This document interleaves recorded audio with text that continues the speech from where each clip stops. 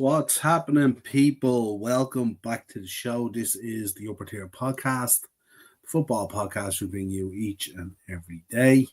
It is Thursday Tier Talk. I'm here on my own tonight. I hope the audio and all is good. If you're in the chat, let me know if you can hear me loud and clear. If everything is good, it should be. But I've been away for a week in Vegas with the boys. We went to WrestleMania and all that kind of good stuff. So recovering from that, I'm kind of a bit shattered. I'm on a different time frame at the moment, so it's hard to know what day it is, let alone anything else. But if you could subscribe to the channel, hit the bell notification button, and of course drop a like on the video, I would really appreciate that. We will take you through a Premier League preview tonight. Darren won't be joining me tonight. He's caught up with work. We'll also take a look at the semi-final draw and give our predictions on that for the FA Cup.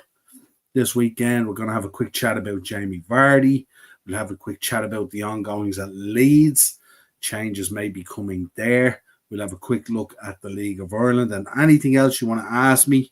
If you check out the channel today, I uploaded an interview I did this afternoon with Bulletproof Steve Macklin, who's the new TNA International Champion. Check that out. I did it from my channel and Morris's, of course.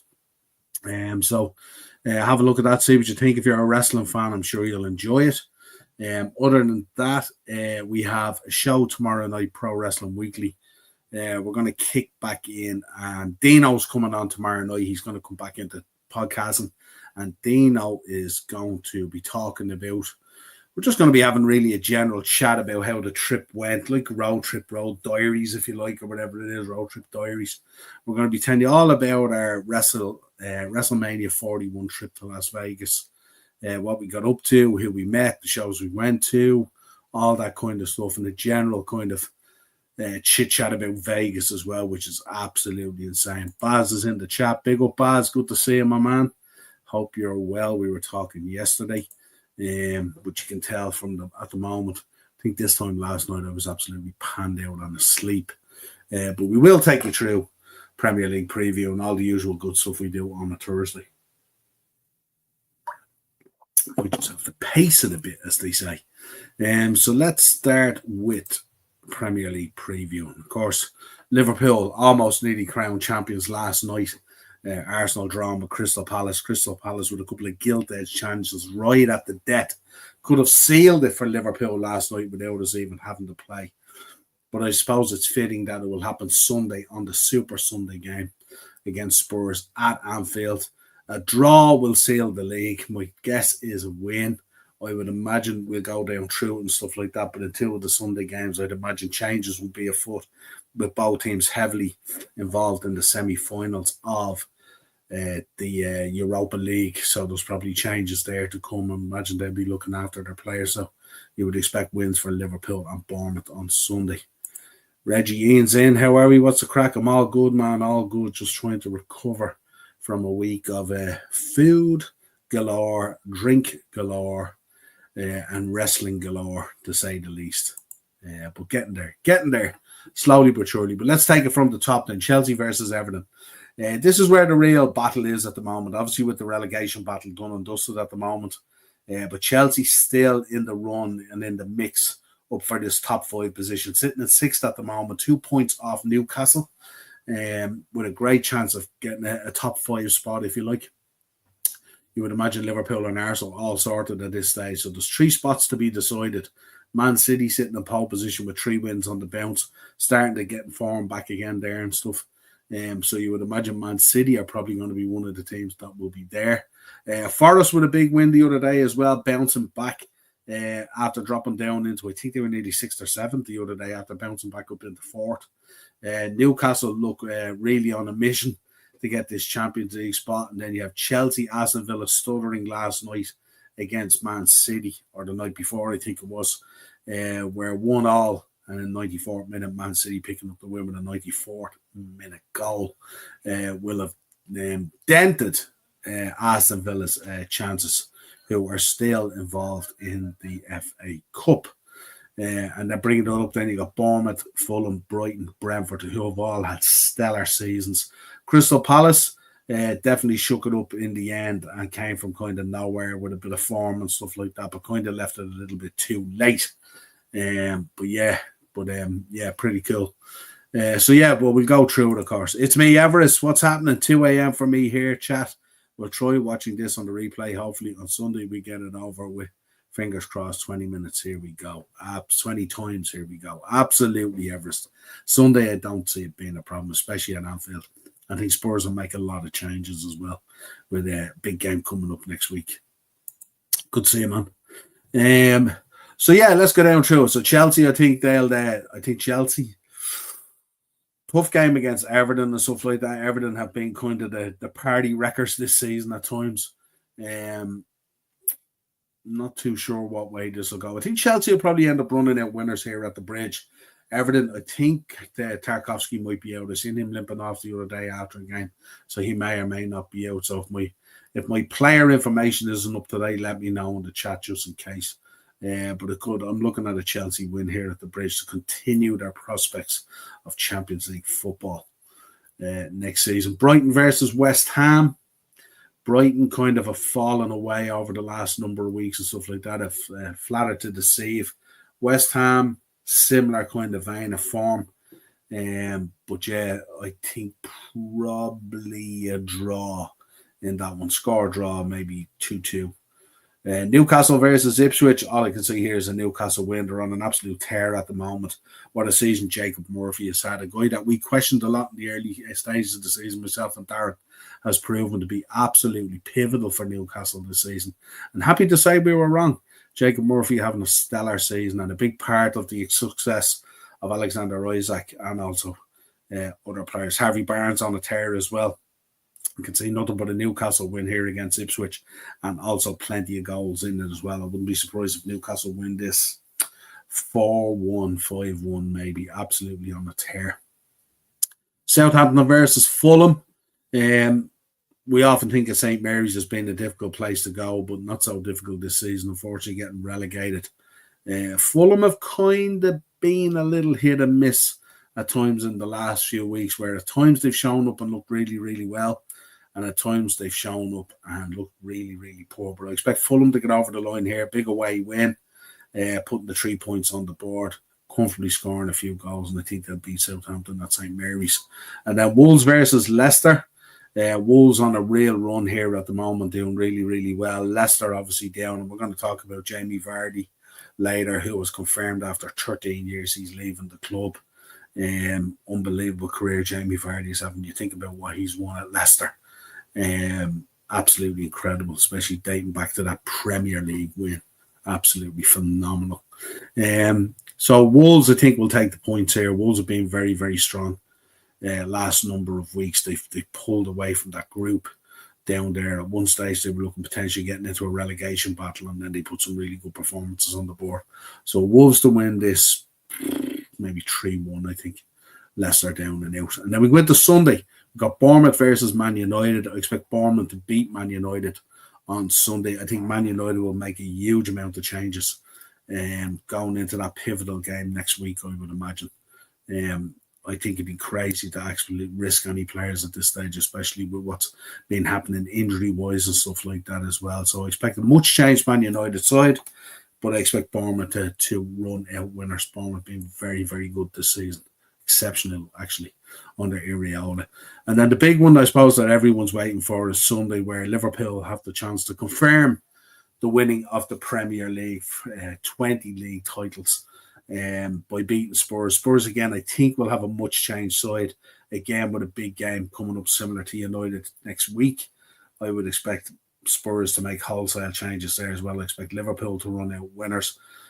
Only needing a draw based on last night's result where Arsenal drew with Crystal Palace. So I expect us to get the job done on Sunday, and I expect it to be fairly comfortable. I think Liverpool will beat Spurs maybe 3-4-1. And that will confirm us as champions in what apparently has been the worst Premier League season ever. Not if you're a Liverpool fan. Not if you're a Liverpool fan. In the chat, Acers, Redmen TV were in Liverpool's store today. Very good. Very good. They're doing very well. They're going from strength to strength and stuff like that. Great links to the club. Big up, Doug. How are you? I hope you were good, my friend. 1 point to go. 1 point to go. Kind of feel like we want to win on Sunday, don't we? I know we only need 1 point, but we want to win on Sunday, don't we? Spurs, Yeah, I think we'll beat them. So that will confirm us as champions. And then all this talk of, worst Premier League season, all this kind of stuff will just go away, and people will actually realise the consistency of Liverpool this season compared to other teams is what sets us apart from every other team. And I think at this stage, we're the only team that can potentially top 90 points. So that says a lot about how our season went. I think for people, it's going to be disappointing because, we've been that horse out in front now for a number of months. Clearly, since December, it felt like it was very strong for us.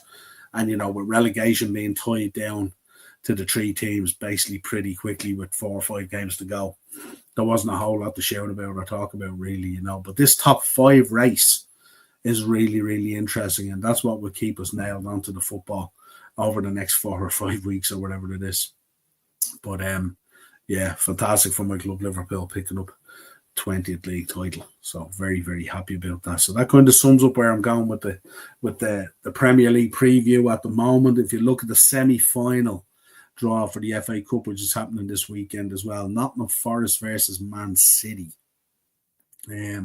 What a match that's going to set up to be. Forest going in real good form, and also Man City going in real good form. So that's going to be an absolute barn burner. I would love to see, I have to say, I would love to see a maybe Forest Palace final. I think it would be cool. I wouldn't be upset if Villa get in there either. Anyone bar City, obviously. But yeah, for Nottingham Forest, I'd love to see that. So I'm going to go with Forest, and I'm going to go with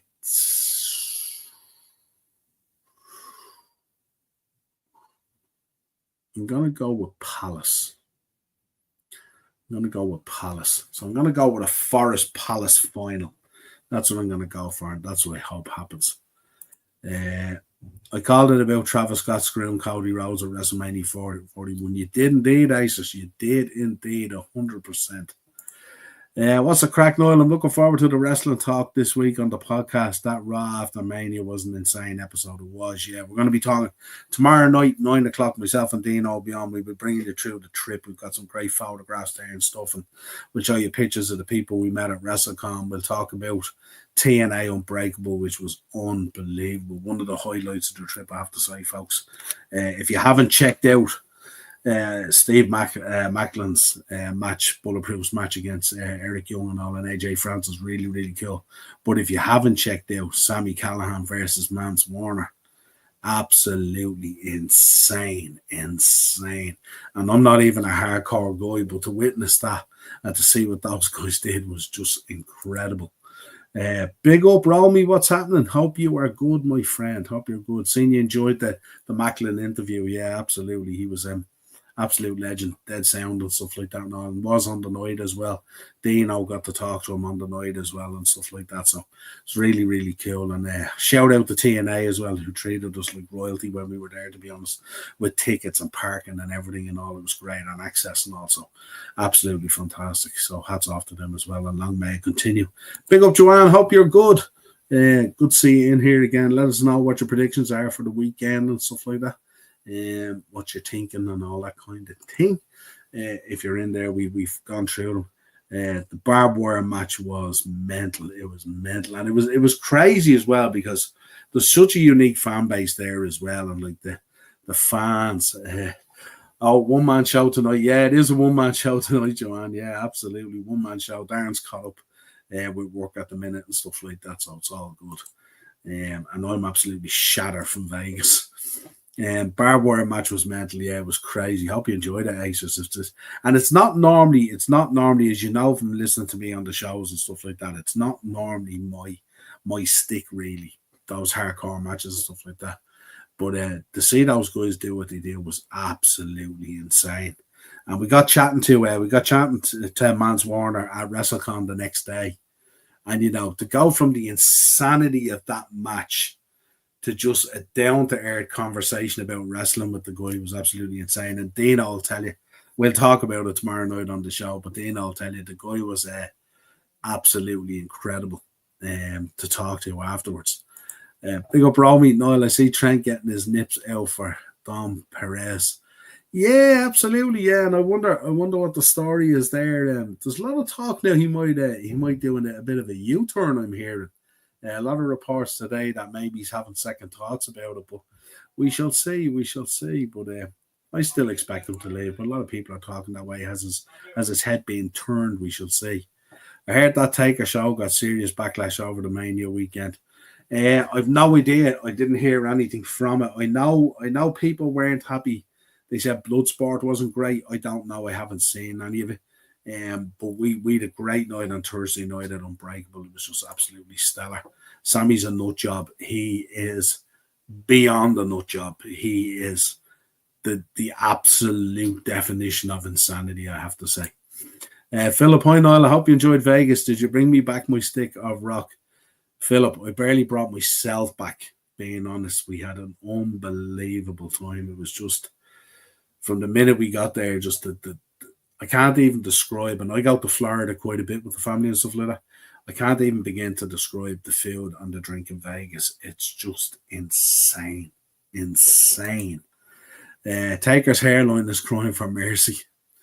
Jesus, he's barely hanging on, isn't he, Romy? He's barely hanging on. Absolutely insane. Right, let's talk about this guy. Jamie Vardy will leave Leicester at the end of the season after 13 years at the club. He was named Player of the Season in the Foxes title-winning campaign, 2015-2016. End of an era, I would think, at Leicester. Kind of sad to see him go a little bit, isn't he? He's kind of a character in the Premier League as well, and he loves that little bit of shithousery as well, doesn't he? And I like that. I like that in people there. I like that when they're getting it, that they give it back and stuff like that as well. But he's been a phenomenal talent and a servant for Leicester City Football Club. And obviously they had from the highs of winning the Premier League, it doesn't get any higher than that from them, to the lows of obviously the helicopter crash and, the owner and his family passing away and stuff like that. Very, very sad. But absolute legend of the Premier League. Scored some phenomenal goals and stuff like that and all. And just an absolute character in there that's needed, I don't really know where are we. Copa del Rey final Saturday night. Yeah, that should be interesting. All right. And then we have Jamie Vardy's wife grassed on his living. Yeah, absolutely. Yeah, that's the kind of the thing, isn't it? The Rooney stuff and things like that was a bit weird. Philip, yeah, Jamie Vardy, what a legend, unbelievable. Where would Vardy go now? I haven't got a clue. I haven't heard anything about him going anywhere. So I don't know if he's heading off to the MLS or he's doing something different or he's just going to step out of football. I haven't heard anything to let you know. So except that he's heading away from Leicester. So we shall see. Interesting though. Jamie Vardy reminds me of the rat from Flushed Away. MLS maybe, yeah, good show, Keith. Maybe he fancies that. I don't know. I don't imagine him being a guy to go to Saudi, do you? So I'd imagine it'd be something in the MLS or something like that. Do you know what I do think though? I think he'd make a phenomenal pundit, wouldn't he? Probably make a phenomenal pundit, but he'd be just crazy, wouldn't he? Be like one of those guys you hand the mic to, fear kind of thing. Oh God, this guy might be a loose cannon. Vardy turned down Arsene Wenger after winning the Premier League title. There you go. MLS, you're thinking MLS as well, Acer, so I haven't seen that, and so probably that's the case. Niall, I didn't know Molly McCann is Katie Taylor's cousin. I didn't know that either. That's news to me. There you go. I can see him going into management. Yeah, maybe. Possibly. Vardy to do a Dwight Gale and join Hibs. Oh, God, can you imagine? Don't see him going up north either. I don't see that being the case. I think he'd want a total change of scene. The MLS could be quite cool for him, actually. That could be really, really interesting. It could be a very interesting move from him. But 13 years at Leicester. It's a long time. Especially a long time for a guy who people never thought would make it. Like, and he excelled and he proved so many people wrong and stuff like that. But what a character. Shame we lose these characters at times, That's what I'm saying. If he went into punditry, it'd probably be great. Imagine Vardy and Keane on punditry together. That'd be insane. Brendan Rodgers might want his boy back. Potentially, yeah. Yeah. It's not a bad show. And I tell you, he'll score buckets of goals up there as well. Buckets of goals. Rebecca lifestyle would be tolerate in Saudi Arabia. Yeah, I don't think so. I don't think so. I don't think Saudi be the way to go with it. I think financially it might be the way to go, but I don't think it would suit the setup that they have, if you like. But it'd be interesting to see what he does, and of course we wish him well. He's absolutely entertained us for years, and he's some great stories. Some of the stories and the journeys he's brought Leicester on. You know what a phenomenal servant he's been for the club. So best of luck to him. Champions League and guaranteed trophies with Celtic could be tempted to him. It could very much be tempted to him. And maybe that's the case. And we see Kieran Tierney's heading back up there as well, isn't he? He's done a pre-contract deal with Celtic to return as well. So could be interesting times. So Vardy would be electric in the Scottish League. He will score bags of goals. So it could be an option. That is for sure. But we wish him the best in whatever he's going to do. Just said we mark it because we know when these guys, when they kind of hang up the boots somewhat, if he's not going somewhere else, it's sad when we lose these characters. Casper's there, so I can't see why not. Yeah, absolutely. Absolutely. Makes sense. Makes sense. Great show. Now, what have you made of this, folks? This whole Leeds situation, which was very interesting. And it's let me know your thoughts on it, because it's kind of weird. Daniel Farke, who has done a pretty stellar job at Leeds this season, getting them back up into the Premier League and stuff like that. I know at times they've been on the cusp and they've stuttered a little bit and stuff like that, but overall, I think he's done a stellar job with Leeds, getting them back up into the Premier League. But there's talk that Leeds might be looking to sack Daniel Farke, who won the promotion just 2 days ago, of course. They're concerned about his previous Premier League performance, which was kind of a disaster, mainly with Norwich. How would you feel about this? And I have to say, I'm kind of double-edged on this, because on one side, I'd love Mourinho back in the Premier League because he's just a character. But on the other side, I think Daniel Farke could be hard done by, wouldn't he, if he doesn't get the chance to take the team into the Premier League, spend a bit of money, develop it further and push it on. But I suppose the concern is that Leeds now, with the investment and what they want to do and everything else, need to be, stable in the Premier League. They can't be yo-yoing up and down like the way Norwich and other teams do. Let me know in the chat, how do you feel about this? How would you feel about this and how it went? If you're a Leeds fan in the chat, how would you feel about it? And don't forget, folks, we have that Leeds Legends game coming up in a number of weeks and stuff like that as well. So we'll be covering that for the podcast. Should be a great day and stuff like that. We get you lots of footage and stuff like that, and we get talking to some of the Leeds legends and all that kind of stuff on the day. I think it'd be very hard done by if this was the case. I think it's very unfair as well to judge him on the Norwich season that he had, because we know Norwich's game. Norwich's game is to bounce up into the Premier League, grab the money and bounce back down, and they tend not to spend the money and stuff like that. So very, very difficult for him there. But he's shown in the Championship. I mean, to do what he's done in the Championship is absolutely phenomenal as well. We know Leeds are a club that are built for the Premier League as well. Let's call a spade here and stuff like that. But it's kind of a double-edged sword there. I think he would be hard done by. But also it'd be very interesting if that was the move that Mourinho made. Very interesting. Romy's in. Daniel Farke and his German sausage will never be forgotten. There you go. Mourinho to Leeds, I can see. Them Yanks will back him. Yeah, it's mad, isn't it, when you need that kind of... I wonder, are they thinking that they want to attract in some really, really good talent, and because they want to attract that in, do they want to bring certain names to the table that they want to talk to that might not come to the table if it's Daniel Farke, but would certainly come to the table if it's Jose Mourinho?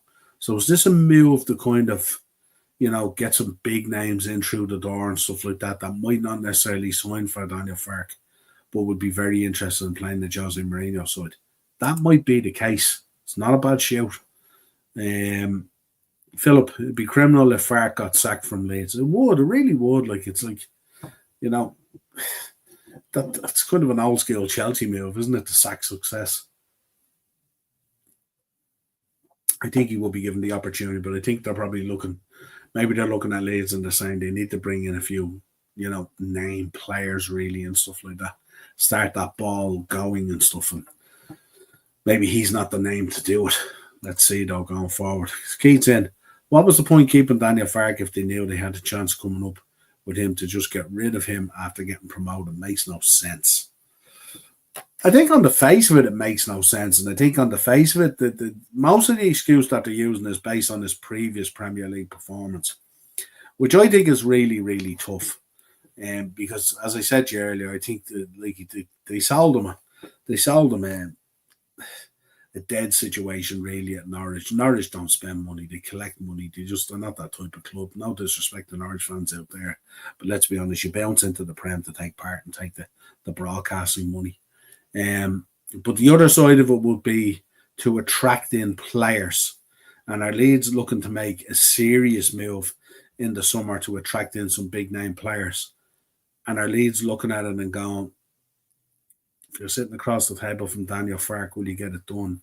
If you're sitting across the table from Jose Mourinho, have you a better chance of attracting in a better quality player to a project at Leeds? I'm not too sure. Let me know. Let me know what you think in the chat as well. As Jose Mourinho, has that value moved on?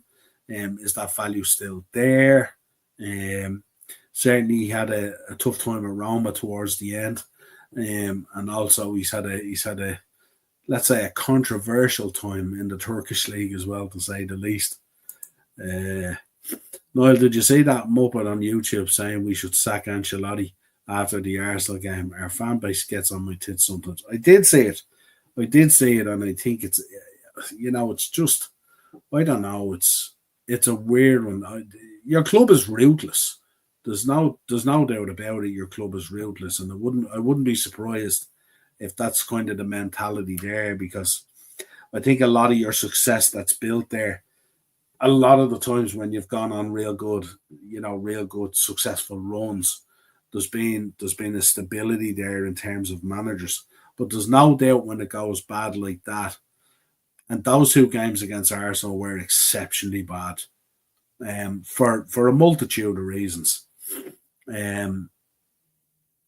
They don't sack players, they sack managers. The question is, how do you feel? If it's Alonso coming in? Sounds like that's the sounding board at the moment. I read an article there the other day saying that Bayer Leverkusen have an agreement with Xavi Alonso that if a previous club comes in, that they wouldn't stand in his way, that he'd be happily allowed to talk to them and stuff like that.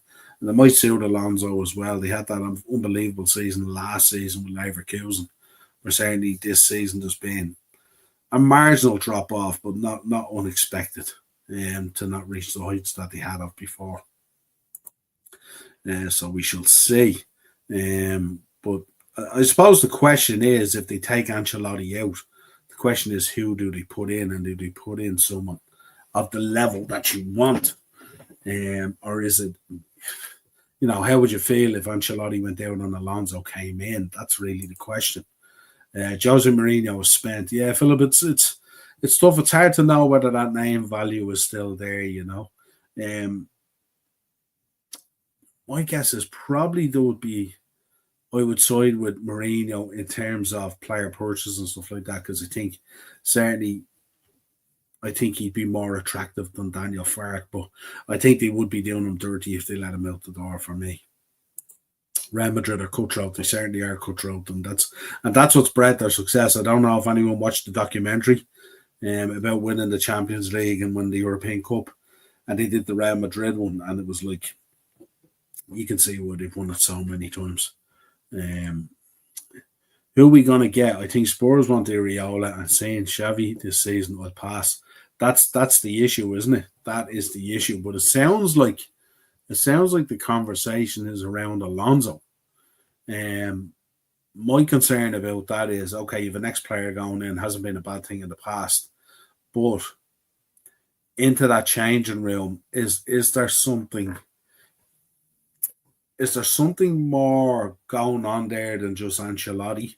Obviously Mbappe's come in, Bellingham is in there, you have a lot of young players and stuff like that, but you have a lot of players in there at the moment who are kind of acting like their shit don't smell, don't they? And And it's a weird one with Mbappe going in and stuff like that because he's such a phenomenal talent, one of the best ballers on the planet and stuff like that. But does it cause a little bit of a disruptive force? Does it cause a little bit of a shaking? And is this what has happened and stuff like that? Is there an issue there in the locker room that's much more than just Ancelotti? I'm not too sure because there's phenomenal players there. There's also been a lot of conversations going on as well about players who potentially might want to move out and stuff like that as well. And I'm just wondering, is this having that effect on Trent as well? Is Trent looking and thinking, I'm not too sure and stuff like that? No, will it change his mind? I expect him to go, but there's a lot of talk at the moment that things aren't good there. And it's probably not necessarily Ancelotti. I mean, I don't know what more he could do. I mean, he set up the players with the players that he wanted. It's not like he's been playing them out of position or anything like that. They've all been playing, but they've just been performing way under what you would expect. And even in the Champions League, if you look, even in the table stage at the start, the league stage, they weren't great either. You know what I mean? So they've just had an indifferent kind of season. You look at players like Camavinga and all, and you see him in that leg against Arsenal where he kicked the ball away and got sent off and stuff like that. Now he was suspended for the next game anyway, but there's just a kind of a frustration and a kind of petulance that was spilling over on the pitch. And Mbappe is, I find at times all about Mbappe. Vinny is kind of all about Vinny. Rodrigo is one of those guys who gets on with his job in a quiet kind of fashion and stuff like that. You've got Modric in there filling in. Obviously, your back line was decimated at times with injury and stuff like that, which is very difficult to deal with. Courtois didn't look himself either. So there's a lot of stuff that went on this season, and I don't think it's necessarily Ancelotti. I think there might be other things going on there, but I'm not too sure. And as you said there, I mean, Iraola, I think Spurs want Iraola. I don't know. That's a massive job there to try and sort out really for Iraola and stuff like that. And I'm not too sure. If I was Iraola, I'd be having a look at my options, and Spurs would be a little bit down the list, to be honest. Especially when you see how well Bournemouth are doing at the moment. Now, I'm not saying you'd pass it up to keep the Bournemouth job, but I'm sure Iraola would have a lot of jobs being offered to him, based on his performance over the last two seasons and stuff. Xavi Alonso, as I said, last year was absolutely stellar. What a season with Bayer Leverkusen and what they did. Just fell a little bit short at the end to win that Europa. But I don't know. It's going to be an interesting summer. Really going to be an interesting summer. Keith, I think Jose's best days as a manager are behind him, to be honest. His type of football is too outdated and wouldn't serve any purpose for Leeds trying to stay up, I presume you mean. The only thing I'd say about that is he'd have them dogged in the way that they play. So where it might not be overly pleasing at times on the eyes, you'll certainly get the results. And if you get the results, especially at home, that's normally a good recipe for staying up.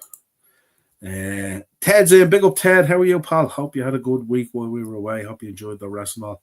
Should look at Leicester sacking RVM because he didn't keep them in the Premier League when it was a miracle task. Yeah, absolutely. Absolutely. I think with him, Ted, they probably did him a little bit dirty as well. Darren truly believes that Leicester promised Van Nistelrooy an awful lot of promises that they didn't deliver on, and that they backtracked then, and he was left just holding the ball basically, and it seems that way from the outside, doesn't it? I'll take Inzaghi if I had to choose. Yeah, good shout. Be a nice fit as well. Very, very good manager, and likes to work with youth as well. Rolmy likes to work with youth as well, which would be a good sign in there as well, because you have a lot of young players in there as well. I think Jose's style of football would still work, but it's that players have to fully buy into it and commit to it. None of this I'm the star business.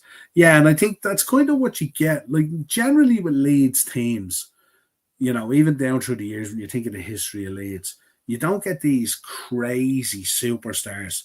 You get a lot of players that are really, really good players that kind of play in a dogmatic kind of way to get results done and stuff like that and all. I know they've had to mark the Dukas of this world and various things down through the years, but you never ever thought that there was one huge star at Leeds. Even if you go back to, you go back to the 60s and 70s and Giles' days, even there and all. Giles played with so many brilliant players, including Eddie Gray, Archie's dad. I think it is, our uncle. I think it's his dad. Eddie was there, and of course, the players that were there were just phenomenal. But there was a dogged way about Leeds. There was nothing enjoyable about going playing against Leeds, and that's held up for years in the way that they play. They have a dogged approach to things and stuff. They played some really good football this season in the Championship, and to do what you do in the Championship, you have to play really, really good football as well. But again, it's whether that kind of play, whether you can play that way when you step into the Premier League. You kind of have to change it up slightly, and you have to be a bit more pragmatic in your approach, which sometimes can halt some of that good play that's there, but will drive results through. But I think it's definitely an interesting one. So let me know in the chat. Let me know what you think is, if you were looking at it now and you had a chance to bring Josie in, would you stick with Daniel Farke? If you think about everything aside, okay, he's gained promotion in there and stuff like that, and also that to me, I suppose, warrants a couple of windows and at least a season in the Premier League to see how it goes. But would you be worried about his time at Norwich and what happened with Norwich, or as I said earlier, is Norwich one of those clubs that just don't do what needs to be done to stay in the Premier League? Stay up, yeah, absolutely stay up, Keith. Sometimes big players can't get together when they play together at a big club like Madrid, or it may take a year for them to gel. You'll find with Madrid, though, Madrid's one of those unique clubs where they bring in big players and stuff like that and all, but they tend to hit the ground running. Like if you look at Jude since he's come in, generally speaking, he's been absolutely phenomenal. That first season he was in there, like he was the guy. And he stepped into a locker room. You think about that meat grinder of a locker room. He stepped in there with all those stars and stuff like that and all. And he was the guy who stood out. So, like, if you're big enough and you're brave enough, you can do it, You think if Trent goes in there and stuff like that, Trent would probably be a success because Madrid, 9 times out of 10, are on the front foot. They don't generally have to defend a huge amount, which suits Trent's style down to to a T. So you would imagine Trent, there would be a certain amount of parameters there that would lead to Trent being a success there and stuff like that. But, you have to have balls of grapefruits to go in there, and you have to really, believe in yourself and push your chest out and do those things and stuff. I think sometimes when you have too much star power in there, when you've got a Vinny in there and an Mbappe in there, Rodrigo's slightly different. But when you have that kind of star power in there, you can, as you said, you can get a bit of a clash. And it can be a case. We somewhat felt it ourselves somewhat. Remember when we had Mane in there and we had Salah in there, and it was kind of who's the star, and there was conspiracy theories going around about he wouldn't play him in and he wouldn't play him in and he doesn't want him to succeed and they don't talk and all that kind of stuff that was going around. And I'm sure there's similar situations in Madrid, if true, you've got Mbappe going in there, and obviously Vinny's the boy and all that kind of stuff, and what way that worked. And we seen it. We seen it even with PSG when you had Messi in there and Neymar and Mbappe and all. There was a kind of a destructive element to it as well, because who wants to be the star and all that kind of stuff? Who's the guy who wants to step in the light? And when you're dealing with names and guys like that, no one wants to be in the shadow of anyone else. So that could have an effect on it, no doubt. Leicester hasn't been the same since the owner died. It hasn't. And look, we understand it. You know what I mean? What a tragedy and stuff like that and all, really, really tough. And, you seen the interviews with Casper and stuff like that and how much the owner meant to them and all that kind of stuff. And really, really sad, really, really sad. And now time has come, Ryan's in. Big up, Ryan. Good evening, Niall, mate. How are you, pal? I hope you are good, my friend. Hope you are doing real well. Nice game coming up for you on Saturday. Wolves versus Leicester. Expect the Wolves to do the business there. Expect the Wolves to eat the foxes, as they say. Forrest getting Europe respect to Nuno has been such a great appointment. He's been a phenomenal appointment for Nottingham Forest. And, I kind of feel with the season that they've had, if they were to drop off at this stage and not get Champions League football, I think even Forest would be disappointed at this stage. And I'd imagine this could be a pivotal moment for Forest, I'd like to call it. If Forest get Champions League football and they get that money in, and I know they're quite wealthy in terms of the ownership there anyway, I think you could see Forest's emergence back into a big, big club if they got Champions League football and they kind of were solidifying that top 6, 7 in around that all the time. We could see this could be the lighting of the litmus paper for Nottingham Forest. So this is a big, big moment for them. The next 4 or 5 games, whatever it is, are absolutely fundamental to them. But you could see Forest going out and bringing in some heavy hitters and stuff like that and spending. They're not scared to spend money. We've seen it. It could be phenomenal for them. This could be that moment, I've got to let it go Madrid on. Nice. That's your hopes, Joanne, is it? That's your hopes of still Simeone, is it? Your hopes. Can you see Haaland or another huge star going to Madrid in the next 2 years? I wouldn't see Haaland going to Madrid, and not because Madrid wouldn't want them. It all depends on what happens up front, and it all depends on who they bring in if Ancelotti goes or when Ancelotti goes. I'm not sure. I'm not sure Madrid play a style with a pivotal guy like that just up front. I'm not too sure.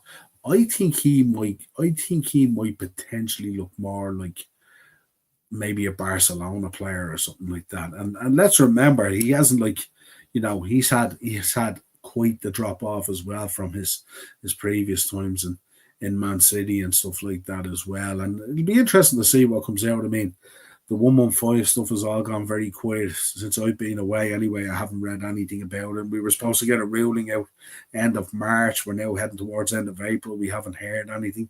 Depends what comes out of that ruling. Depends at the end of the season as well, what's Pep's plans and stuff like that as well. We heard with Klopp that he was staying and then suddenly he was going. So we don't know what's going to happen there. We know he signed up again, but quite the rebuild is due there and stuff like that. We heard the other day Bernardo Silva might be going now by the looks of things as well. We know Kevin De Bruyne is going. So a lot of work to be done there by Pep. So let's see. And this could destabilise the likes of Haaland and stuff like that in his thinking. But he just doesn't come across to me as a Madrid player. But let me know your thoughts. Keith, Nuno deserves manager of the year. He's done an amazing job. He has done an amazing job. There's no doubt, but a lot of people will talk about Arne Slot as well, but a lot of people will say, oh, Arne Slot came into a ready-made squad and all that kind of stuff and all, but if that's the case, many people tip Liverpool to win the league at the start of the season. Not many. Most people said they would struggle to get top 5. You said about PSG, but Neymar, Messi, Suarez or Barca didn't have that problem. I think players' egos get in the way, as you say. They want to be the star. It's more about them than it is about the team. I think Barca was kind of a different kind of situation. And we know, listen, there's a reason why Neymar headed off the PSG. Neymar got out of town there pretty quickly when that Messi Suarez kind of combination started happening and stuff like that and all, So, and it takes a strong situation there as well with Barca and stuff. And we know, look, hindsight is great, 50-50 and all that, Look at the mess that Barcelona ended up in. Practically nearly went out of business at one stage, So, but yeah, I mean, the three of them were phenomenal for Barcelona. But again, if you look at all the success that was there and stuff like that as well, I still always felt Suarez was the outside guy. Let me know what your thoughts on it. But Suarez's time at Barcelona, how good he was and how successful he was, I always felt he was the outside guy. But yeah, spot on. Ange leaving at the end of the season, I'm good at it. I was loving the Spurs fans' tears. Listen, it's rinse and repeat, so what are you worried about? Look at the phenomenon. They've had Jose in there, tears. They've had Conte in there, tears. Where did he go? Furiola takes the job. He is crazy. I'm sure he's getting plenty of offers. Being spiked up for plenty of opportunities. and not being disrespectful to Spurs and the size of the club and the phenomenal stadium they have and stuff like that. But they've a hell of a job in the summer to sort that out. A lot of players just nowhere near the level. And I'm not too sure. Levy might sell the project to Areola on the basis of backing and getting players in and stuff like that. But truly, will he back him when it's time to come? What I say about Spurs is when Spurs go out and they should buy players that are just that level above what they buy. So they go in with a budget of 200 million. They spend money. There's no doubt about it. They spend money. But myself and Darren have spoke about it. Instead of getting 3 really, really good players at the level that you want for that money, Spurs always want 5 players for that money. So therefore, they devalue down the player that they want, the players that they want and stuff like that. And that's why they find themselves where they are at times, you know what I mean? So there's no doubt about it. If Areola goes in there, you won't see Spurs in 17th because they'll be well more organised and probably better coached. And I think with Ange is suffering again, like a lot of players do, where you get swallowed up from the British media and the British press and you fire back. And when you start having to go with fans and when you start taking things in your job personal into your life and stuff like that, it becomes such a chore that it beats you down. I've said it about Ange for most of the season. When you're giving post-match interviews and you're nearly licking the carpet, you know you're in trouble because you're not believing truly what you're saying. And you're backtracking on a lot of stuff. And some of the stuff he said beforehand wasn't really very good either when he spoke about VAR and how it evens itself out and all this kind of stuff. When glaringly, it was really, really poor and stuff like that and all, So,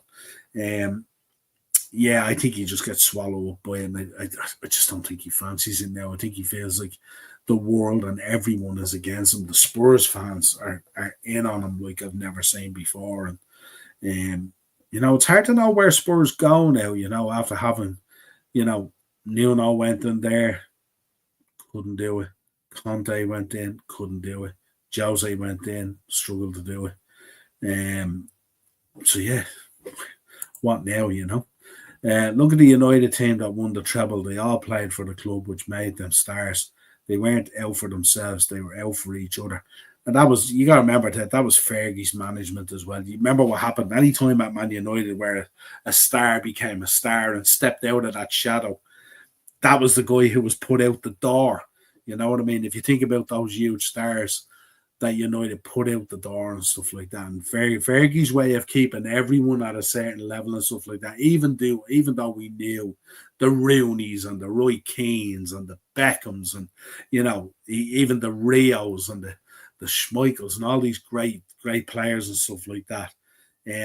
But they were always presented in a team kind of fashion and stuff like that. They were never allowed to go off kilter. Once they went off kilter, look at even Keane. When Keane stepped out and went off kilter and felt like it was his United, hit the bricks kind of thing, you know what I mean? They all knew their place, but they were all highly successful. But you could see the sprinkling of stardom in there and stuff like that. But it was always about the energy and how hard they work for each other and stuff like that, and what they sacrificed. You've seen it with Kane even in that Champions League run, how he sacrificed himself to make sure that they got to where they needed to be. But yeah, absolutely. Simone is a god. There we go. And let it go winning 2-0. Yeah, absolutely. Oh God, I don't know. Can you imagine if we got Jose back into the Premier League with Leeds and Simeone in as Arsenal manager? My God, the craziness would be back, wouldn't it? We need a left back, maybe another centre back, and someone to replace Modric this summer. Alphonso Davies and Trent, our fullback, would make you cream. Yeah, the problem is, do you know what it is at the moment? A lot of big clubs at the moment all kind of have similar needs at the moment. So it's going to be a very interesting transfer window this summer, with a lot of clubs vying for, dare I say, if you look at the transfer news at the moment, it's kind of clustered around 10, 12, 14 players in total, isn't it? And all these teams are vying for them, and every day you have Liverpool in for Huijsen, Chelsea to hijack Huijsen deal, Man United in for Cunha, Chelsea to hijack Cunha deal, and all this other stuff that's going on. And then you delve into Europe and the needs of Real Madrid and stuff like that. And of course, when Los Blancos come calling, the deed is nearly done then at that stage. But there's so many teams at the moment, needing those same things. You look at United, probably will need a keeper. You look at Chelsea, will probably need a keeper. Where are they going to go? Who are they going to bring in? Will there be a battle for these things? No, it's going to be a sensational summer and transfer window. That has done really well. Some quality winners at Liverpool to coach, and he's nailed it. He has nailed it. He has. And a lot of people talk about the boredom of it and the runaway and all that kind of stuff. But for me, I don't think that's the case. I heard Aston Villa is looking to go after KDB. That would be a great signing, but I can see KDB going to MLS or Saudi maybe. Yeah, well, he's kind of spoke a lot about Saudi, hasn't he, and the riches that are being offered and stuff like that. So I wouldn't be surprised if he went there, talking about generational money and stuff like that. I think if he feels as a player he has a lot more to offer on the platform of brand KDB, he may go to the MLS. Certainly, he was linked with Liverpool a few weeks ago as well, out of nowhere. Dean was telling me he read it. Kevin De Bruyne to Liverpool. I don't see that happening. I don't see it in any case happening, stuff like that. You look at KDB at the moment. He's had a couple of tough injuries over the last couple of seasons that have kind of halted and slowed things down. Phenomenal player. And what a player he's been in the Premier League and for Man City. My guess is the MLS are probably Saudi, and I think probably more the MLS, because the MLS now can afford not to throw the bag at you like Saudi, but certainly throw an acceptable bag to you. And I looked at that documentary. If you haven't checked it out, Onside delves into the MLS. Myself and Darren have been watching it. Phenomenal over there to see the surgence of interest in soccer there, I say, on the stateside and stuff like that is absolutely phenomenal. And the following and the intensity of it and all has been outstanding. Keith, I see him getting that Saudi bag. Yeah, potentially. That's what he's been talking about and stuff like that. That generational wealth. Maybe go over there for 2 seasons. Absolutely wrap up the pension and the generational wealth for family and all that kind of stuff. Probably might be the way to go. Depends on how he just views. I just see with those moves to Saudi, and that's why I see probably the difference in kind of Mo and Virgil as well, where you kind of go into that Saudi league and you become one of those, like, dare I say, to steal a pun from wrestling, forgotten son. You become one of those forgotten sons, really, that people, like, they're not really looking at. You've got Ronaldo really pushing what he's doing there really, really hard on socials and stuff like that. Don't know whether people really, really care. I just don't know.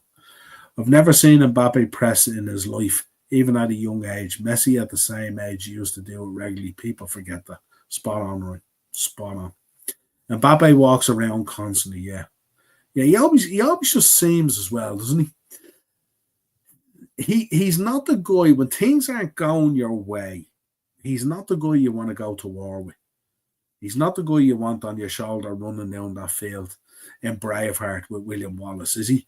He's one of those guys that when things don't go your way, he gets petulant and he looks for reasons to blame everyone else. And it's not really who you want. 100% Romy. At Ryan, Mbappe couldn't press the TV remote. There you go. Fully agree, mate. Great comment. Ted, they sold Kane and didn't replace him. You can't be letting a player like that go without replacing him. Yeah, absolutely.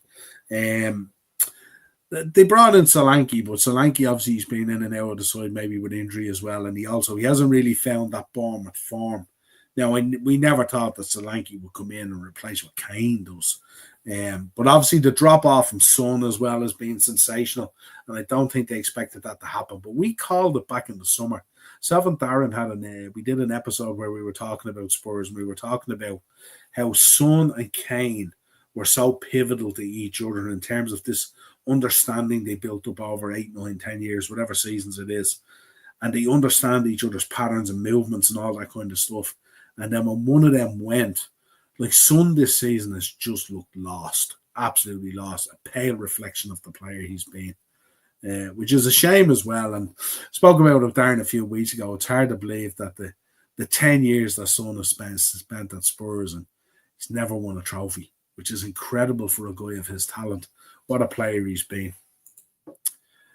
Yosselu in his prime was a presser, and may I say, even Yosselu. Yeah. Good shout. Good shout.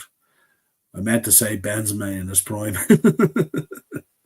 There we go. There we go. Yeah, Benzema. Benzema was a worker, wasn't he? He was a worker. He was kind of like a really highly talented old school centre forward, wasn't he? He was dogged and he had no problem getting down into the trenches, Benzema.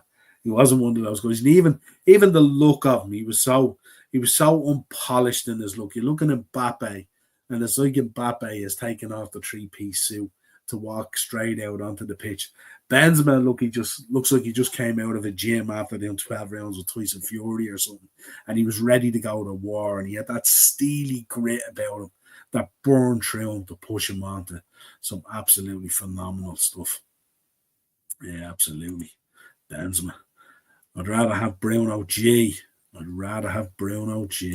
we go. I'd be happy to see that Moni Bag leave the Premier League, to be honest. Keith, not a Bruno fan at all. I think a lot of it was Fergie, but I think the players all had the mentality of success as a club rather than as a player. Yeah, absolutely. Absolutely.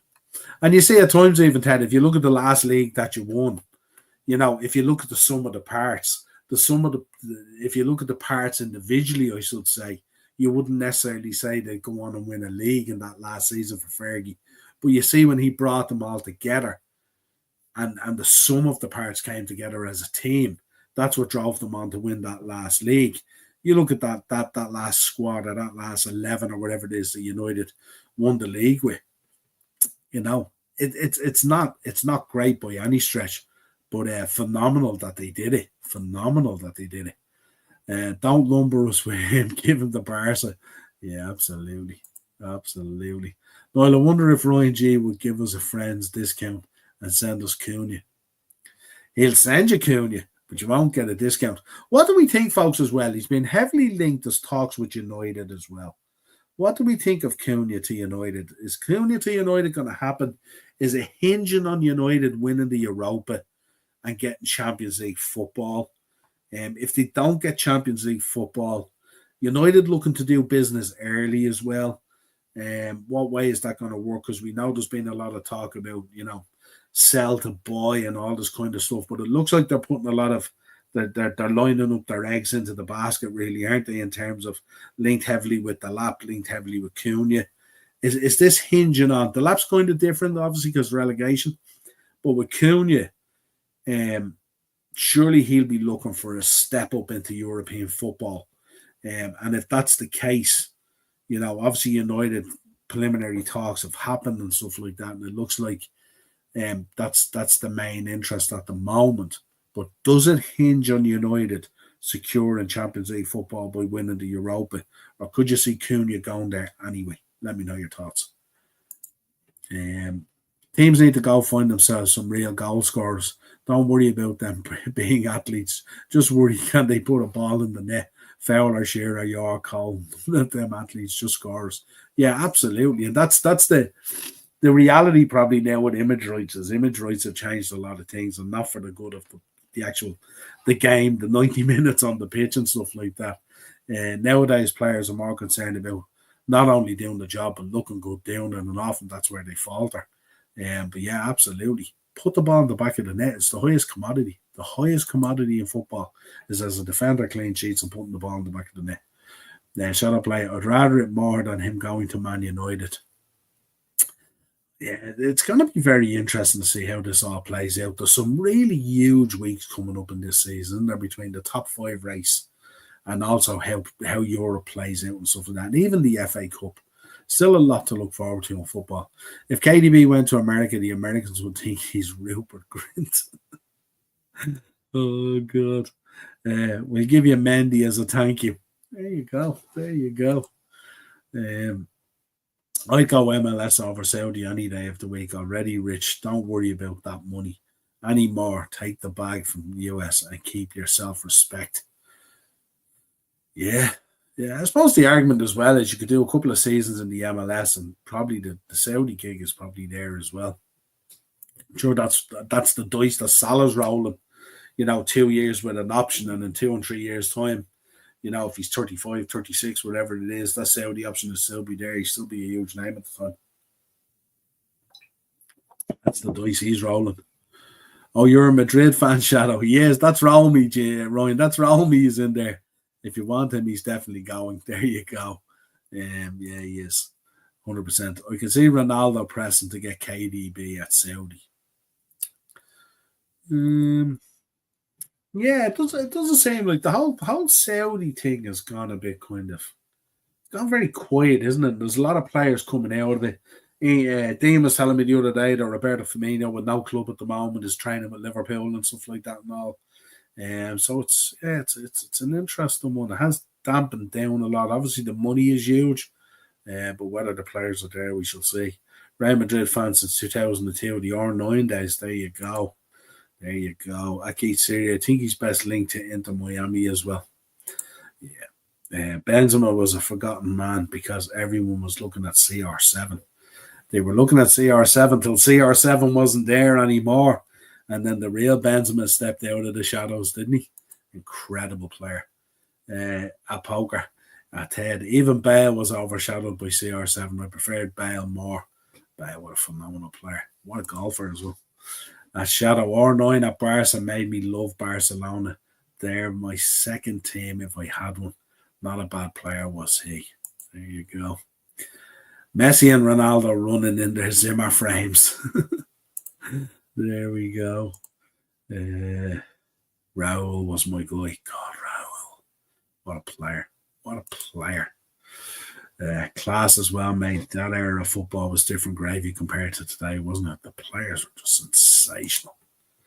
I would take Cunha, smashing player. He is, Philip. Smashing player. And has a huge ceiling as well. You look at how good he's performed in that Wolves team and stuff like that. You drop into a real quality setup and stuff like that. And imagine you get that other 20-30% out. Incredible. I've seen as well that I read a stat today where in big chances, I think he's only missed 2 all season. So not only is he a big player in that team, he's clinical as well. And you can't put a price on that. Ted, I don't think it hinges on Europa. I think Cunha would look at it and say, yeah, United had a dismal season, but is it worth staying with Wolves, who could easily be relegated next season? Yeah, especially if they lose players, and that's potentially the risk there and stuff like that as well. But I don't think United will be the only ones in the market. That's the thing. I think Cunha has stuck out this season. I think a lot of people would be interested in him. So the question is, if United get Champions League football through the Europa, then that's a huge feather in their cap. If they don't do that, and then you're looking at no European football, it probably becomes less attractive because I'd imagine Cunha is looking for a massive step up from where he is. Not just financially, but you know what I mean, European football and everything that goes with it. I don't understand why Cunha can't just keep his mouth shut until the summer. Week in and week out, he changes his tune. 1 week he wants to say, 1 week he makes out he wants to go and leave. I think Ryan does no doubt he wants to go, and I think it's just kind of it's a difficult season insofar as for a lot of these players. Like we're on the flip side of that with Trent. Trent has stayed really, really quiet, and everyone's pissed off with him. So it's a catch-22 is that you stay quiet and you don't say anything, and people make assumptions and go in on you, or do you come out and say things? Now I get it if he's flip-flopping and stuff like that. That's different. But I think we can see, we can all look at teams and we can pick out maybe 2 or 3 players in teams where we think they're probably not going to be there next season, I see players and it hinges on it. Like if you look at Nottingham Forest, there's some phenomenal players at Nottingham Forest, more Gibbs-White, Murillo at the back is Parna Milinkovic as well, who's there. Lots of really, really good players at Forest. But if Forest get Champions League and it steps up and the money steps up and everything steps up, then there's no reason for them to go anywhere. They'd be happy where they are. If Forest fell out of Europe and say finished 8th or 9th for argument's sake, do they look over their shoulder and go, it's another year on the career here? What is the project? Should I stay? Is there an opportunity for me to go to Liverpool or Arsenal or Man City? And do they take that opportunity, And you can see that with a lot of teams, We spoke about most of these players mostly throughout this season on the podcast and stuff like that. The players that would like the boy Huyson is in there, who's a phenomenal talent. Dibbling at Southampton, who has stuck out. So many players. Cunha at your own place. Ait Nouri has stuck out. Kerkez at Bournemouth.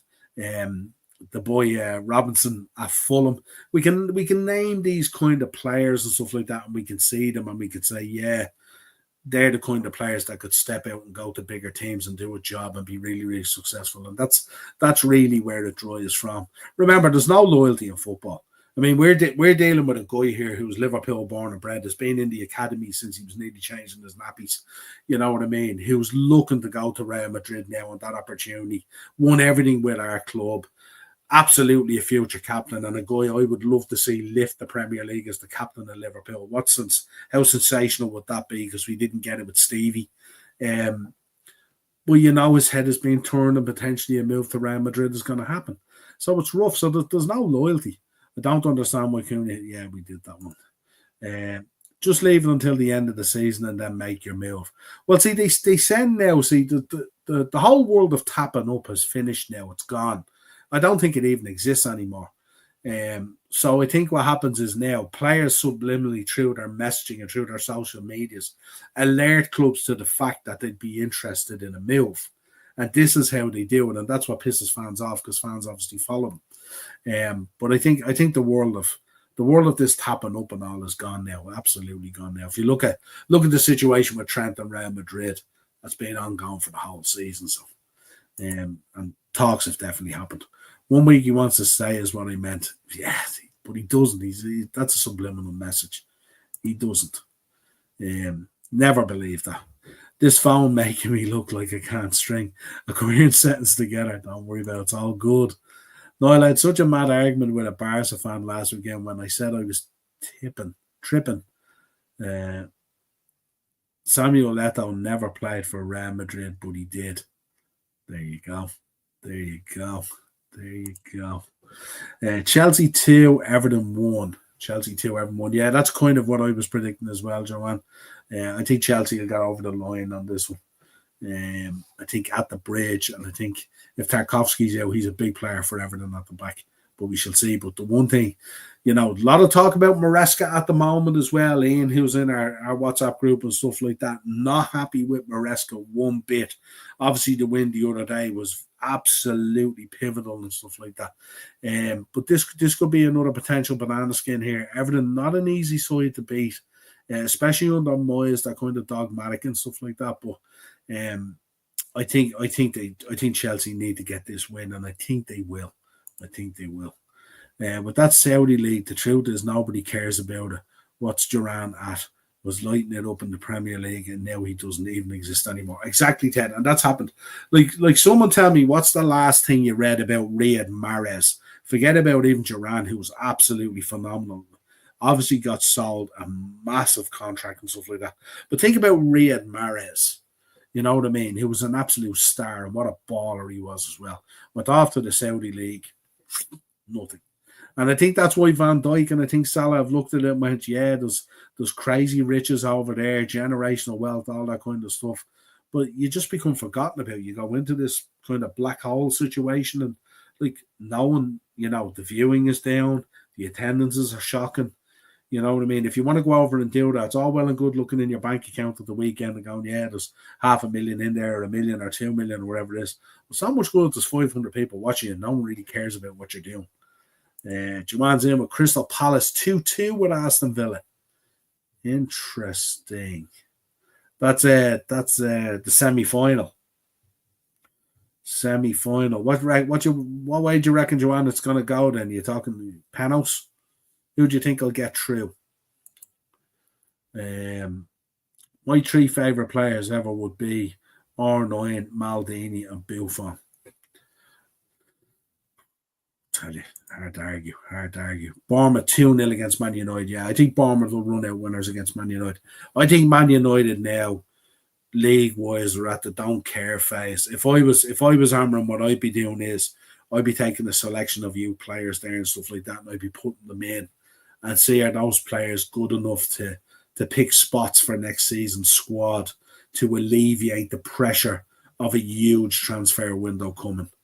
And what I would be using is I'd be using the core players that are in there to push through this Europa League. I cannot stress how big this Europa League is for Man United's. For Man United, again, as we spoke about with Forest earlier, a pivotal moment, a crossroads in their history. I think this season is a crossroads in Man United's history. I think there's going to be huge problems there if United don't win this Europa League and get into the Champions League. I think there's going to be serious problems, and I think everyone says it can't get any worse. You'd be surprised. You'd be surprised. I think it's massive. I wouldn't say easily relegated, but I understand the point. Liverpool 2-0 against Tottenham. Yeah, I think we'll run out, and that will tie up the league.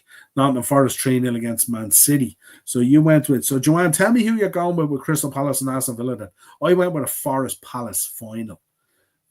So you're not far off there. Yeah, absolutely. But we'll see. It depends as well. Man City at the moment, 61.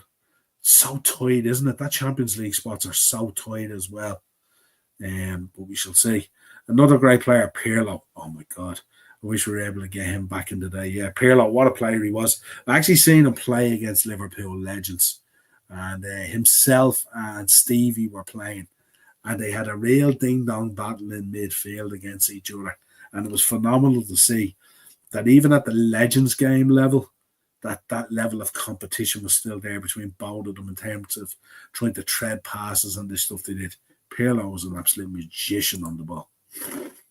Yes, I have no problem selling him, Niall, and him wanting better for his career. I just don't like the way he goes about it at times. I don't think there's any easy way to go about it, Ryan. I think if you tell people you're going, they're going to go in on you. And if you say nothing, they're going to go in on you. But I think you're right. I think there should be a consistency about it. Either shut your mouth or lay out your plan, you know. It's when it flip-flops that it's frustrating. It's like this week, people thinking about Trent, maybe his head has turned, if Ancelotti leaves, if Bellingham is not so settled as he was, or whatever it is. But I think a lot of it is just smoke. Congrats on winning the league for Sunday. Appreciate it, Joanne. Really appreciate it. You've been on here all season, just like myself, and you know, we really appreciate the support. Klopp will be new Madrid manager for sure. Can you imagine that? Jurgen Klopp. Romy, talk to me. Jurgen Klopp. How would you feel about Jurgen Klopp as Real Madrid manager? That'd be so interesting. 2006 was a dark day. Pirlo agreed the deal to join us, but backtrack still breaks my heart thinking about it. What a player he would have been. Imagine him at Real Madrid. Imagine when you think about how good he was. Imagine him at Real Madrid. If Trent does a Pirlo on us, I'm rioting. Yeah. I can't see it, but I don't know. Welcome back, Noel Bud. Cheers, Andrew. Appreciate it, pal. Good to see you. Just trying to get back into the swing of things. At Joanne, I'll take Klopp all day long. Yeah, Shadow, absolutely. Be an interesting one. Fairly interesting one. I saw some of your WWE videos, Niall. I'm not a fan of it, but I hope you had a great time out there. We did. We're doing a show tomorrow night, 9 o'clock, myself and Dino. We'll walk you through everything we did. I had an interview there I did today with Steve Macklin. What a legend Steve is. Unbreakable was brilliant. Had 2 great nights at WrestleMania. Had a phenomenal morning at WrestleCon. Got to meet some of the legends and all. And, you know, just some of the stuff we did. Food, drink. It was just insane. Insane, but we had a great time. Looked great, it did. It looked great. It was phenomenal. Vegas, folks, is everything that it says it is and more. Trust me. I think Villa will win in extra time, or do they have a replay if it's a draw? No replays anymore, as far as I know. Straight into extra time or whatever it is. So Joanne, you're going for a Forest Villa final. That'd be interesting. That'd be really cool. I bet Jim Ratcliffe is making the players use a tea bag twice to cut back on costs. Yeah, double dip and pass on. Absolutely. If it's not a replay, say Villa on pens. Good shout. I want to see Mr. Emery win something this year. He deserves it. Now, are you looking for him to win something, Joanne, because he deserves it? Or are you looking for him to win something to throw more shade at Arteta? Yeah. I like Emery. I'd love to see Emery win some silverware and stuff like that. I like him. Fergie tried to get Pirlo twice. The only player he ever went back for after they said no once. Mad, isn't it? What a love and see Pirlo in the Premier League. Guti is a player I don't hear people mention much. He was class. He was phenomenal. Phenomenal. That blonde hair. That dirty blonde hair look. Philip, my 3 favourite players ever: Maradona, Zinedine Zidane, and Roy Keane. What a combination. Huh? I wonder, would Zidane and Keane have been able to exist in a midfield? Interesting, though. Interesting. What a combination. Maradona. Ratcliffe is the sort of fella that when he is around in a bar, he says to the bartender, tap water's all around. Absolutely. And 4 straws in each glass. My 3 favourite players ever: Messi, R9, Ronaldo, and Ronaldinho. Ronaldinho. Wow. When Ratcliffe goes to Mikey D's, he orders a Happy Meal burger and calls it a Big Mac. Yeah, and then rings Rashford to fill the gap. Well, Noel, big up, Sean. How are you, pal? Hope you are good, my friend. Reggie, I thought Klopp had retired. He's working now as a kind of an overseeing sporting kind of directory role in Red Bull, the Red Bull Group. But I get the feeling, listening to some of his interviews, he's missing the dugout a bit. Emery reminds me of that Spanish barman from the TV show Benidorm. Yeah, absolutely. Think so myself. Yeah, absolutely. I heard Ratcliffe keeps the points people buy him on rounds, and then when it's his turn, he hands out those flat points and buys himself a fresh one. There you go. Enough about that guy. Right, let's talk a little bit of Irish football. Let's change it up a little bit. Let's start off with the Premier Division. We got some good games coming up again. Another Dublin derby. They're coming at us thick and fast this season.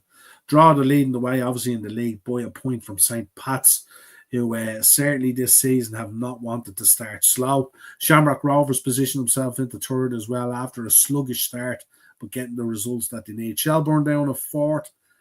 Not much in it. Early days at the moment. What have we got? We got what? 1. Very little. I mean, got down as far as 7. 5 points separating the top 7. Bows, Derry, Galway up there as well. Cork, Waterford, Sligo have fallen away. Cork and Waterford with reasonable starts, but then fading away and not getting the results that they need. So let's get our predictions in here. First of all, Bohemians versus St. Pat's. I'm going to go with a Bows win at Dalymount. Bows finding their feet at the moment and also scoring goals. Pats workman-like and stuff like that in terms of getting results on the board, but not free scoring, as they would say. Bows finding that element of free scoring. So I expect a Bows win tomorrow night. Galway United versus Drogheda. Again, a tough place to go. If ever Drogheda were going to slip up, that's a place where you could slip up and drop a draw.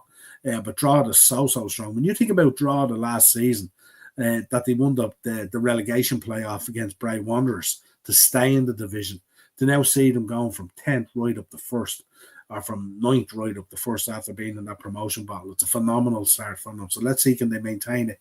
With a tough away game at Galway United, I think Drogheda probably just get the job done. But it could be a draw, and I wouldn't be surprised. Tough place to go. Rovers versus Shelbourne. We got another Dublin derby. Absolutely huge. This is an interesting one as well, because if Rovers pick up the win here at home at Tala tomorrow night, it could be very, very interesting, because you could see then if Drogheda picked up a win and Rovers picked up a win, you would see a slight gap appearing down there with Shelbourne and stuff like that. But again, such early days on it. Waterford versus Derry. Long trip for Derry heading down to Waterford and stuff like that, but they'll obviously have the support that they need. I think Derry probably get the job done here, marginally, probably 2-1. And then Sligo's versus Cork down at the bottom. This could be an early days kind of relegation 6-pointer, if you like. Sligo at home, Cork on the road. This is one Sligo probably need to pick up points in, so I could see this probably being a draw. So there you go. So I'm going with Bows. I'm going with Drogheda, marginally, maybe a draw. Rovers and Shelbourne, probably a draw. Maybe leaning towards Rovers, just home advantage. Derry to pick up the points away at Waterford. And Sligo and Cork, probably a draw. So that's what I'm going in the Irish League. Where am I? Let's get into the comments. As for favourite players, Bergkamp was always one of mine. Shame he wasn't going. Yeah, absolutely. Bergkamp, what a player. Remember that goal? The touch and the class of Bergkamp and the finesse of how he played was absolutely phenomenal. But the one thing about Bergkamp as well, if you look at Bergkamp's career as well, he was the kind of guy who was beautiful on the ball, so balanced and his finesse and stuff like that. But he wasn't beyond putting in a tackle either. Go back and look at Bergkamp. Bergkamp took down plenty of players. Romy, how's my Derry City down, Niall? I've fallen behind you. Derry City are in 6th at the moment, 3 points off top. Things really, really tight at the moment.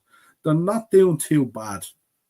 Not doing too bad. But the kind of, with the exception of Drogheda and stuff like that, the league is kind of finding its way and finding its level at the moment. But such early days at the moment, but doing up.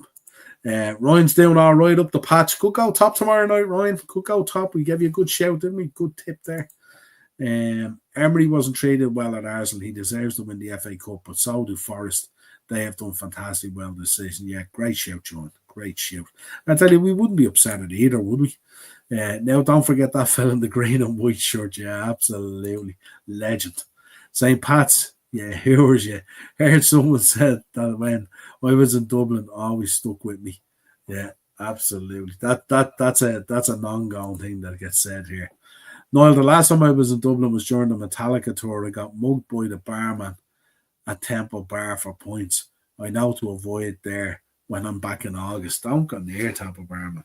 Temple Bar is absolutely insane. But make sure when you're over, let us know. Drop in and say hello. We'll have to crack. Always great to meet people. Right, let's get into Division 1. Let's have a look at that as well, because we want to follow that as well. My good Bray are in there, of course, and Ted will be a Bray man as well, no doubt. So we got Bray versus Kerry. Expect Bray to win at home, Carlisle ground tomorrow night, 7:45. Kerry propping up the league at the moment, really, really struggling. So strong Bray win tomorrow night is what we want. Cove Ramblers at home to Finn Harps, nothing but a Cove Ramblers win here as well. Also flying high in the league at the moment. Finn Harps in 5th at the moment, but kind of struggling to find consistency in their form. So Cove for me. Treaty United versus Athlone Town. I see Treaty winning that as well. Athlone also struggling as well. Treaty doing really, really well. Had a couple of indifferent results, but started out really, really strong. Wexford versus UCD. I expect Wexford to pick up the win against the Students. The Students have been struggling this season as well. -1 goal difference. And Longford Town versus Dundalk. Again, I would think nothing but a Dundalk win. Longford shown some signs in recent times, but I see nothing but a Dundalk win here. Dundalk doing really, really well at the moment. But the likes of Bray and the likes of Cove Ramblers are keeping the league honest this season as it is. Bray just 3 points off Dundalk and had closed the gap. I think Dundalk last week drew, as far as an old name is telling me, and Bray had picked up the win, which closed that gap. And that's what we need. We don't want this to be a runaway kind of thing, Bray probably looked determined to try and do it this year, especially being so disappointed and failing to get over the line against Drogheda in the relegation playoff battle to get promoted. So I could see Bray having a big season this season, and hopefully it will happen. Bray back in the Prem is what we want. So I'm going to go with Bray. I'm going to go with Cove. I'm going to go with Treaty. I'm going to go with Wexford, and I'm going to go with Dundalk. Fairly obvious picks. You wouldn't need to know much about football, just to look at the table and pick them. But they are my picks for that division as well. Now, let me see. There we go. Ted on the Bray. Absolutely. I don't know. I might try and get out. I can't get out for that game tomorrow night. Actually, I have a podcast. I need to get to these games. I'll say my name and I'll appear in your shop. There we go, Romy. Absolutely. Absolutely. I was supposed to interview him on Wednesday and it didn't happen. But I spoke to him at WrestleCon and the interview will happen. I know Morris is doing a media call with him tomorrow night. So look out for that on Morris's channel, GP Productions. He was supposed to do a media call with him tonight, but he's doing it tomorrow night with Joe Hendry. So that should be interesting. He has some interesting questions for him. Niall, where's a good bar in Dublin for lovely Guinness nectar? I'm not a Guinness man, so that might be one for the chat. Most of the bars these days serve a decent Guinness. I know Sinnott's do a decent Guinness. I'd imagine Brussels do a decent Guinness. O'Neill's would certainly do a decent Guinness on the corner there of Andrew Street. They do lovely food as well, Romy. They do like sort of Guinness stews and things like that, and also O'Neill's would be a good spot, I would say, for Guinness. Obviously Temple Bar you know about, but you're going to pay through the nose for it, so you don't want to be going there. But most of them these days serve decent points. There's not too many that they don't get away with these days. Guinness have such a huge team going around doing quality control and all now, so I wouldn't mind trying a Black Forge either. Get out to the Black Forge pub, Romy, when you're here. Get out. The food is absolutely phenomenal, and it's not a huge cost either. Get out there. If you're going to get a real good point of the Black Forge, go to the Black Forge. It's only 15 minutes outside the city, or less. But the food is phenomenal if you look at any of the videos and stuff like that. And you never know who might be there in the night, but there's always a great atmosphere in and stuff like that. Food's phenomenal. Crack is 90. Go out and enjoy it and experience it. We need to do a Mount Rushmore of football. It has to be tied down a little bit more. Very difficult to do a Mount Rushmore of just straight up football. You need to talk about either errors, or you need to talk about positions, or you need to talk about potential leagues and stuff like that, because I don't know how you pick 4 or 5 players. I just don't know. Bray are going to break out Tarzan for the last game of the season to win it. Oh, imagine. Any bar that is an old man pub, yeah, because they that's it, Romy. They'll speak up. O'Neill's on the corner. We always go to O'Neill's, especially at Christmas time when we used to do points with the boys and all. It's O'Neill's we would head to, in order to have food and drink, Christmas Eve, and it's phenomenal, good stuff. Can't wait to see Phil Lynnett's statue in Rory's corner this time. Yeah, absolutely. Yeah, and hit Brussels while you're there as well. Crossman as well is what's the one at Crossman? Is it the International or something like that? They normally serve really good drink as well. Go in, and if there isn't at least 3 old lads sitting at the bar that look like they've been there all day, leave. Absolutely. And if they have a bookie's pencil with them as well on some dockets, that's always a stealer as well. Always a stealer as well. Right, folks, that's it. I'm absolutely poleaxed here. I'm still unpacking. I'm still trying to adjust back in time. Please subscribe to the channel and hit the bell notification. Niall, can I hire you as a tour guide? You can if you want. No doubt we could get together. I'm sure myself and Darren would gladly have a point with you when you're over, and the lads. No doubt about it. We'll have a bit of crack. But we will do something. There's no doubt about it. My Mount Rushmore of football will be Pele, Maradona, George Best, and Franz Beckenbauer. How would you even argue with that, Phil? How could you even argue? That's what I'm saying. It has to be either, errors or positions or leagues or whatever it is. So how can you argue with that? And that probably would make up a lot of people's. What's the crack, Niall? Where's Dazzler? He was busy caught up on work. They have an AGM today in the tennis club, so he had to attend that. Yeah, but he will be back next week, or he might even go on tomorrow night for the wrestling one with me and Dino. What's the crack, Niall? There you go. Big up, Niall. Great show, and take care. Thanks, Ryan. Appreciate you tuning in, folks, all the time. Smash the like button, people. Absolutely. Niall, how was Mania? Tune in tomorrow night. That's 9 o'clock.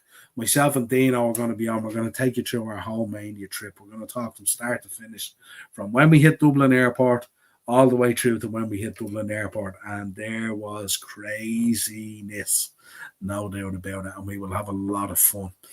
I'm just going to mention the Mountie and just put it out there. That's one anyway. Points on me. I'm on my own, like a loner.